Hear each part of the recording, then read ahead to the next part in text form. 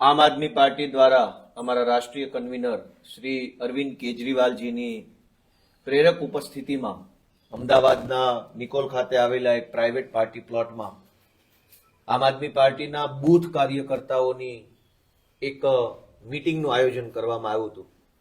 ઘણા સમય પહેલા 20-25 દિવસ પહેલા આ આખા કાર્યક્રમની રૂપરેખા તૈયાર કરવામાં આવી હતી. આ આખા કાર્યક્રમની તૈયારીના ભાગરૂપે પ્રાઇવેટ પાર્ટી પ્લોટ બુક કરવામાં આવ્યો, પોલીસને જાણ કરવામાં આવી, અરવિંદજીની તારીખ લેવામાં આવી, પ્રદેશ ટીમના સૌ સાથીઓને જાણ કરી, કાર્યકર્તાઓ સુધી મેસેજ પહોંચાડ્યો કે આપણે આ તારીખે આટલા વાગ્યે આ જગ્યાએ ઉપસ્થિત રહેવાનું છે. આ તમામ કાર્યક્રમની તૈયારી થઈ ગઈ, જાણ થઈ ગઈ. ત્યારબાદ ગઈકાલે ભાજપ પક્ષે તાનાશાહી અને ગુંડાગર્દીની બધી હદ વટાવી. દોસ્તો, દરેક રાજકીય પક્ષોને પોતપોતાના પક્ષની સભા અને મિટિંગ કરવાનો આ ભારત દેશમાં અધિકાર છે અને આઝાદી પહેલાથી પણ રાજકીય પક્ષ, તે સમયે જે રાજકીય પક્ષો હતા એ બધા જ લોકો આટલા વર્ષોથી પોતપોતાની સભાઓ કરતા આવ્યા છે. દેશના તમામ રાજ્યોમાં વિરોધ પક્ષો, સત્તા પક્ષો પોતપોતાની રીતે જાહેર સભાઓ, કાર્યકર્તા મિટિંગો કે અન્ય કાર્યક્રમો પક્ષના કરતા હોય છે. ક્યારેય કોઈ પક્ષના કાર્યકર્તાઓને કે કોઈ પાર્ટીને કાર્યક્રમ કરતા રોકવાની બાબત બની નથી. ગુજરાતની અંદર 30 વર્ષથી બીજેપી સરકારમાં હોવા છતાં પણ અમારા જેવી સાવ નવી, સાવ નાની આમ આદમી પાર્ટીને જો ભાજપે રોકવા માટેના ષડયંત્રો રાતના 3 વાગ્યા સુધી કરવા પડતા હોય તો એ ભાજપ માટે શરમજનક બાબત છે. ગઈકાલે રાત્રે 3 વાગ્યા સુધી હું અમારી પાર્ટીના બધા જ નેતાઓ જાગતા હતા. અમે જે પાર્ટી પ્લોટ બુક કરાયો છે એ પાર્ટી પ્લોટના માલિકને ભાજપના માણસોએ ધાક ધમકી મારી કે તારા ધંધા બંધ કરાવી દેશું, તારે ત્યાં રેડ પડાવી દઈશું, તારે ત્યાં આમ તેમ કરી નાખશું વગેરે કરી જે પાર્ટી પ્લોટ અમે 11 તારીખે બુક કરાયો એ પાર્ટી પ્લોટને ગઈકાલે રાત્રે કેન્સલ કરવામાં આવ્યો. 2,30,000 રૂપિયા એને પેમેન્ટ તરીકે ભરવામાં આવ્યા. આમ આદમી પાર્ટીની જનસભા છે એની જાણ કરી, કેટલા સાઉન્ડ, કેટલી ખુરશીઓ, કેટલા ટેબલ, શું વ્યવસ્થા, બધી જ ચર્ચા થયેલી હતી.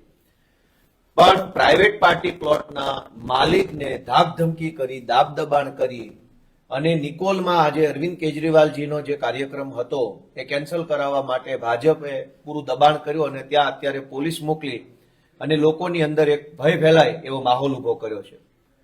આ બિલકુલ યોગ્ય વસ્તુ નથી. આમ આદમી પાર્ટી એક રાષ્ટ્રીય પાર્ટી છે. ગુજરાતના 42 લાખ લોકોએ આમ આદમી પાર્ટીને મત આપેલ છે અને એટલે ગુજરાતની જનતાએ ઓથોરાઇઝડ કરેલી વિપક્ષી પાર્ટી છે. આમ આદમી પાર્ટીને જનસભા કરતા રોકવામાં આવે છે એ બાબત નિંદનીય છે. અમે પણ નક્કી કર્યું છે કે હવે પછીથી એક નવું લોકેશન છે ત્યાં અરવિંદ કેજરીવાલજીની આમ આદમી પાર્ટીની સભા આજે જ કરવાની છે. આજે લોદરિયાલ મોડાસર રોડ ઉપર ગુજરાત ગેસ સ્ટેશનની બાજુમાં લોદરિયાલ જે આવ્યું છે ત્યાં સાણંદ બાવળા પાસે ત્યાં બપોર પછી નિર્ધારિત સમયે 2:30 વાગ્યાથી લઈ અને જે અમારો નિર્ધારિત સમય છે એ સમયે અરવિંદ કેજરીવાલજીની જાહેર સભા થવાની છે. અમે નવું સ્થળ અમારા આમ આદમી પાર્ટીના કાર્યકર્તાની પ્રાઇવેટ પ્રોપર્ટીની અંદર નક્કી કર્યું છે.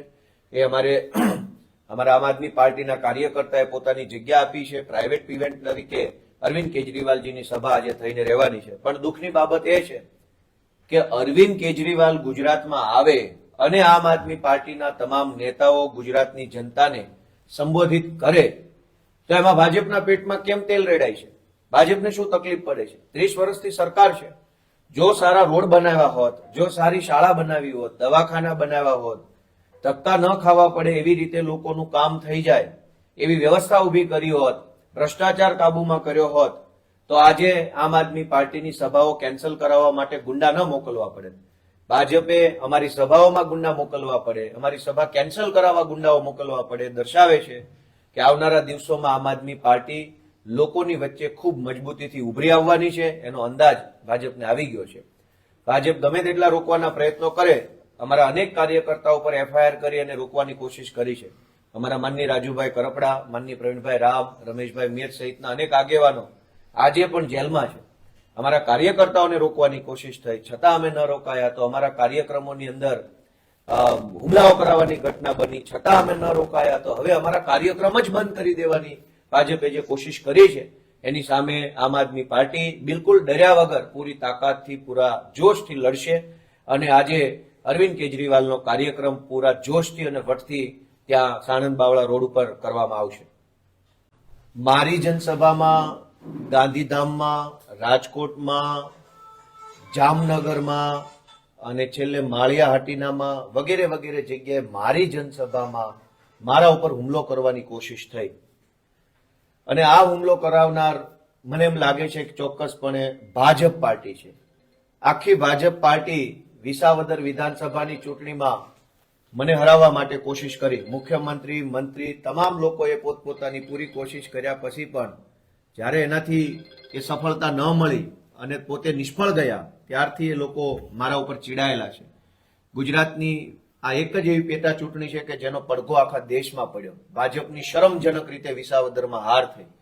ભાજપ આ હારથી બોખલાઈ જઈને, ઉશ્કેરાઈ જઈને મને ખરાબ ચિતરવા માટે, અમારી પાર્ટીને ખરાબ ચિતરવા માટે, લોકોમાં ભય ફેલાવવા માટે થઈ અને છાશવારે આવા હુમલાઓ મારા ઉપર કરાવવાની કોશિશ કરે છે. પણ હું ભાજપથી ડરતો નથી ને ભવિષ્યમાં ડરવાનો નથી. આજે કદાચ જૂતું મારે છે, કાલ મને છરી કે તલવાર મારી દેશે તો પણ હું ભાજપની સામે લડતો રહીશ.